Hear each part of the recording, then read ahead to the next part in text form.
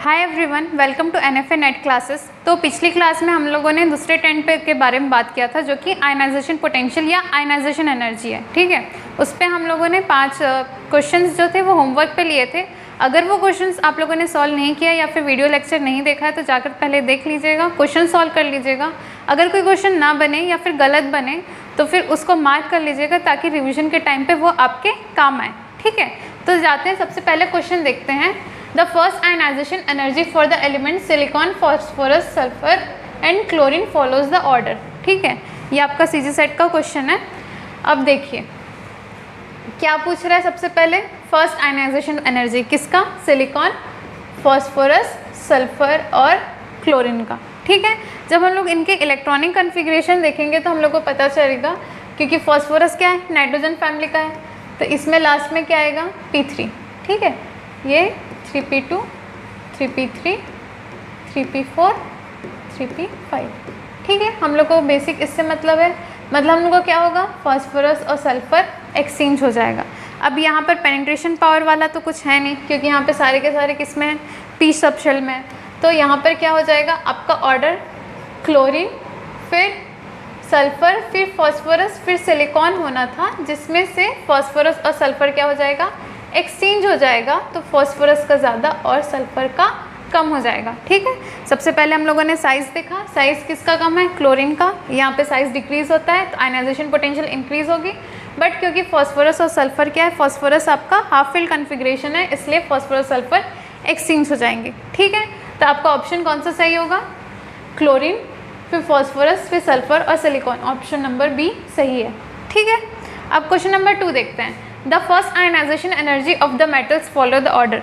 ठीक है, यहाँ पर भी हम लोग क्या देखेंगे, साइज़ पहले देखेंगे। तो देखिए इसमें आप लोगों को 2 चीज़ यहाँ पे रिवाइज हो जा रहा है, एक तो साइज़, उसके बाद फिर आयनाइजेशन एनर्जी। ठीक है, तो आपका साइज़ जब हम देखेंगे तो जिंक, कैडमियम और मर्क्यूरी। ठीक है, ये 3D सीरीज़ है, ये 4D सीरीज़ है और ये 5D सीरीज़ है। देखिए n की वैल्यू क्या हो रही है, इंक्रीज़ हो रही है। ठीक है, जब नंबर ऑफ सबशेल्स की वैल्यू इंक्रीज़ होती है तो आयनाइजेशन पोटेंशियल की वैल्यू क्या होती है, डिक्रीज़ होती है। ठीक है, मतलब जितना ज़्यादा बड़ा एटम होगा उतना ही स्मॉलर क्या होगा, आयनाइजेशन पोटेंशियल, क्योंकि फोर्स ऑफ अट्रैक्शन उतना ही क्या होगा, कम हो जाएगा। ठीक है, फोर्स ऑफ अट्रैक्शन डिक्रीजेस तो क्या हो जाएगा, आयनाइजेशन पोटेंशियल की वैल्यू भी डिक्रीज़ हो जाएगी। तो इसलिए आपका यहाँ पे सबसे ज़्यादा कम किसका होगा, मर्क्यूरी का होगा, फिर कैडमियम का होगा, फिर जिंक का होगा। मर्क्यूरी, कैडमियम और जिंक। ठीक है, अब third question, the correct order of second ionisation energy is. ठीक है, देखिए ये वाले क्वेश्चन क्या है, इसमें सेकेंड आयनाइजेशन एनर्जी पूछा है। ठीक है, सेकेंड आयनाइजेशन एनर्जी पूछा है, इसका मतलब क्या करेंगे, हम पहले एक इलेक्ट्रॉन निकालेंगे, फिर दूसरा निकालने में कितना एनर्जी लगता है वो हम लोग देखेंगे। ठीक है,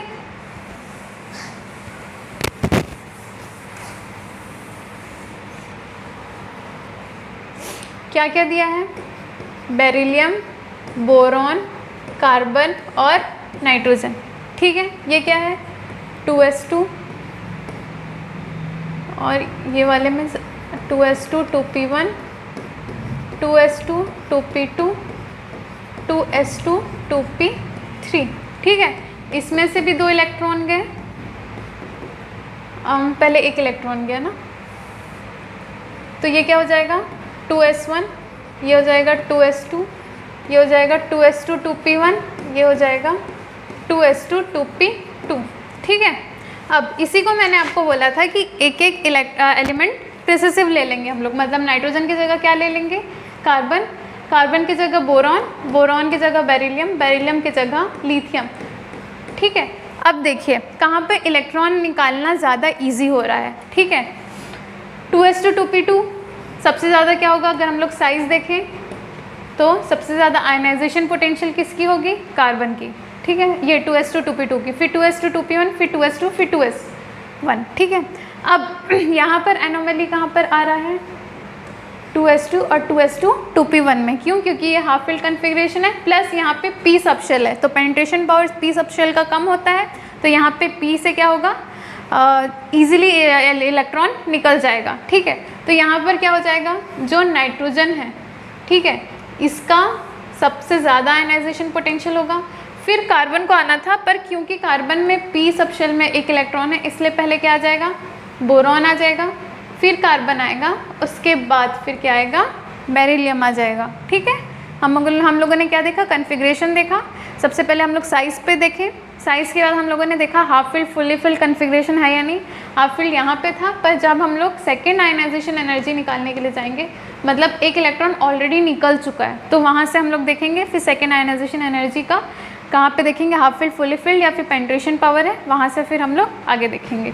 तो यहाँ पे क्या होना चाहिए, पहले नाइट्रोजन होना चाहिए, फिर बोरॉन, फिर कार्बन, फिर बेरिलियम। ठीक है, अब देखिए, the series with correct order of decreasing ionic size is. ठीक है, यहाँ पे क्या बोल रहा है, आयनिक साइज पूछ रहा है।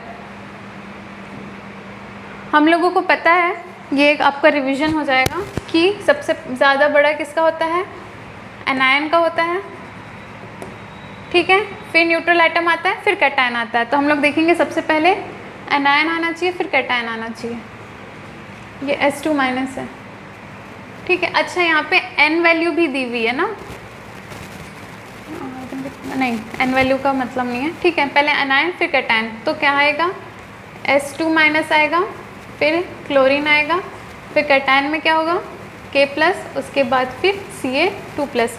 जैसे जैसे एनायन में नेगेटिव चार्ज बढ़ेगा वैसे वैसे साइज़ इंक्रीज़ होगा, और कैटायन में जैसे जैसे पॉजिटिव चार्ज बढ़ेगा वैसे वैसे साइज़ डिक्रीज़ होगी। इसमें डायरेक्टली प्रोपोर्शनल रहता है, इसमें इन्वर्सली प्रोपोर्शनल रहता है। ठीक है, तो ये वाला क्या हो जाएगा आपका ये वाला ऑप्शन करेक्ट हो जाएगा।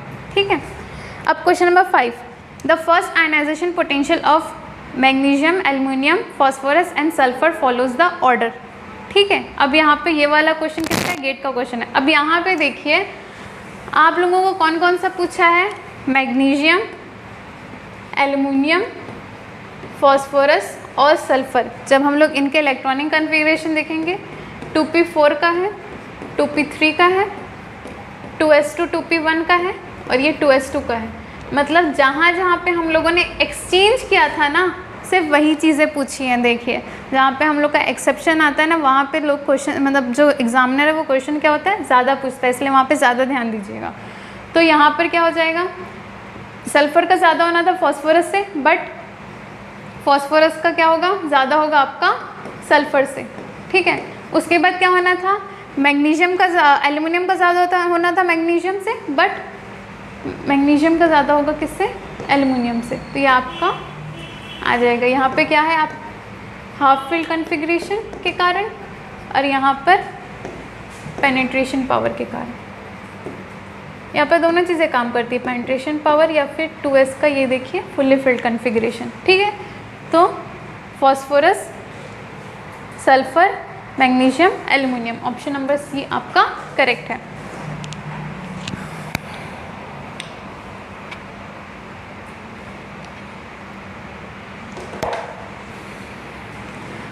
आप लोग कभी भी कोई भी पेपर जैसे पढ़ते हैं किसी भी टॉपिक के बारे में, तो पहले टॉपिक के बारे में पढ़िएगा, फिर क्वेश्चंस लगाइएगा। अगर नहीं बने तो उसके बाद ही सॉल्यूशंस दिखेगा। इससे दो चीज़ें होंगी, एक तो कंसेप्ट क्लियर होगा, और दूसरी चीज़ आप कहाँ पे अटक रहे हैं ये चीज़ पता चलेगी। ठीक है, और दूसरी चीज़ मैं ये भी एज्यूम कर रही हूँ कि जो भी की पॉइंट्स है वो साइड में आप लोग लिखते जा रहे हैं। अगर नहीं लिखते जा रहे हैं तो उसको भी लिखते रहिएगा, ताकि रिविज़न करने में क्या हो, आसानी हो। आज के लिए बस इतना ही।